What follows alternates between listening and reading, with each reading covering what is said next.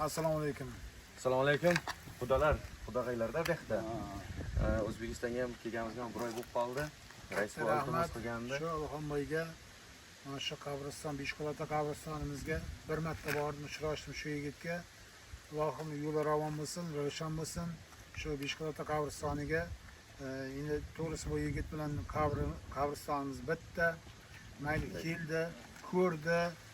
Biroz gapimga inobatga olib, men bugun shu ketadigan patolog nimasini, xomashyolarni hammasini yetkazib olib keldi. Katta rahmat ko'jon, biringizga ming bersin. Hamisha oq yo'l sizga. Qayda bo'lmang, shu Allohning panohida bo'ling. Rahmat sizga. Endi Xudo xolasa bir xalq duo qilib tursa, hadisga qilib tursa, mana shu yo'lda ham Xudo xolasa asfalt qilib yo beton qilib, qo'ldan kelgancha xizmat qilib. Rahmat. Ikkita gapirganlar bo'pti. Mayli. Tabriklaymiz kelamiz Xudo xolasa. Rahmat. Shunaqa gaplar. To'ylar muborak.